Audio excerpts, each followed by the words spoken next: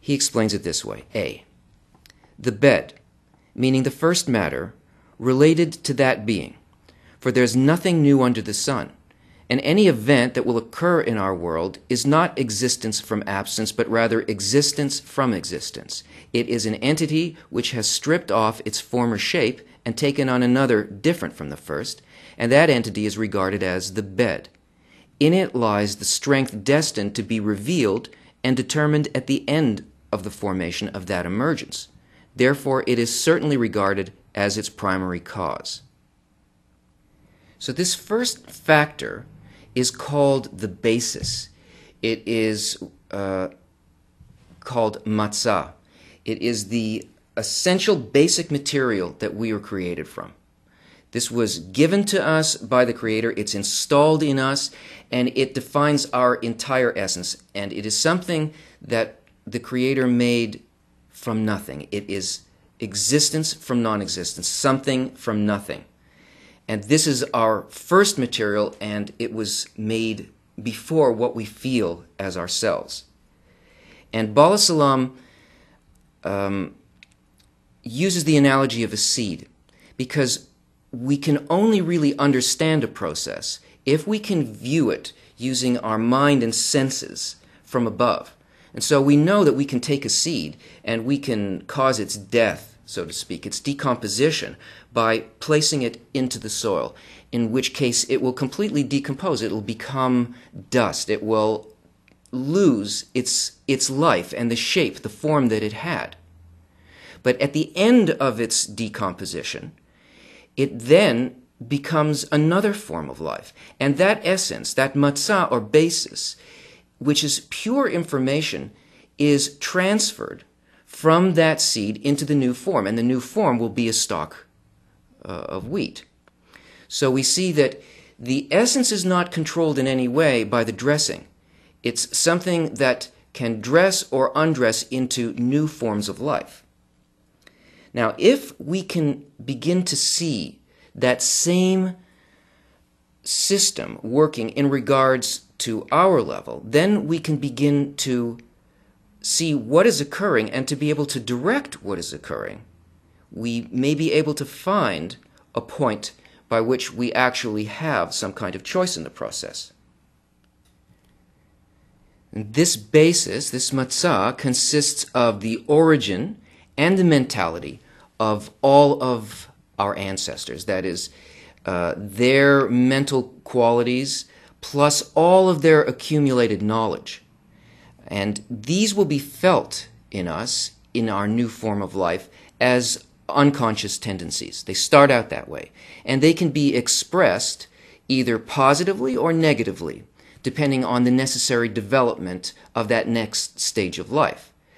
And these consist of our own mental, emotional qualities, plus physical qualities. Now, this basis cannot be affected by us in any way. This is created before us, and we have no influence on it. Bala Salam continues, the second factor. It is a conduct of cause and effect that is related to the bed's own attribute, which does not change. Take, for example, a stalk of wheat that rots in the ground, as a result of which many stalks of wheat grow. Thus, that rotten phase is deemed the bed, meaning that the essence of the wheat has stripped off its former shape, which is the shape of wheat, and taken on the shape of rotten wheat, which is the seed that we call the bed, which is now stripped of any shape. Now, after rotting in the ground, it has become worthy of dressing in another shape. That is the shape of many stalks of wheat destined to grow from that bed, which is the seed. And it's known to all that this bed is destined to become neither cereal nor oats, but it can only be compared to its former shape, which has now been stripped off it, being the single stalk of wheat.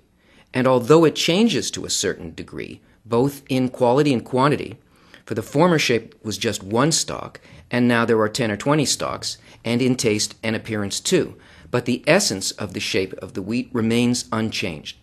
Thus there is a conduct of cause and effect ascribed to the bed's own attribute, which never changes. That cereal will never emerge from wheat, as we've said, and this is called the second factor.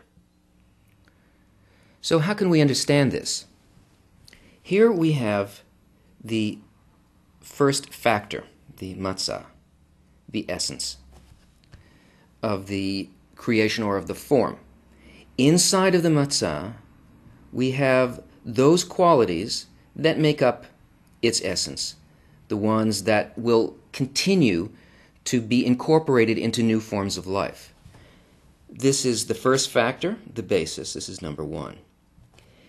Around that is what he calls the second factor, or the conduct of cause and effect that is related to the bed's own attribute.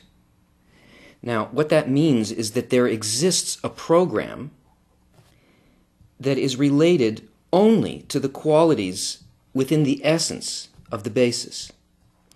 It's like a computer program, and it's aimed directly at those qualities within the essence, and the program is a program of development. So that this is actually part of the predetermined aspect of a form. This is also something that cannot be affected whatsoever. It is a fixed system, and it's designed to work precisely on the development of those qualities within the essence. And this is the second factor.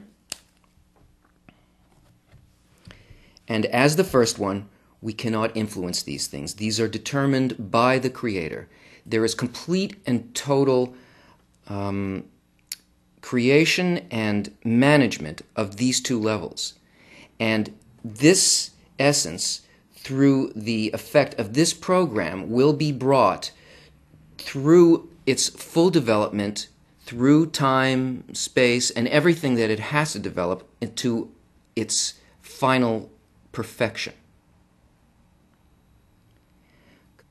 The next two factors, the third and the fourth, are external to what we've just seen. They're external to the soul. And they pressure us by developing us in a way that we feel is against our will. Baal Salam continues. The third factor, the inner cause and effect. It is the conduct of the inner cause and effect of the bed that change upon encountering the alien or external forces of its environment, meaning that we find that from one stalk of wheat, which rots in the ground, emerge many stalks, sometimes larger and better than was prior to the sowing. Therefore, there must be additional factors involved here that have collaborated with the concealed force from the environment, meaning the bed. And because of that, the additions in quality and quantity that were absent from the previous form of the wheat have now become apparent. Those are the minerals and the materials in the ground, the rain and the sun. All these operate on it by allocating from their forces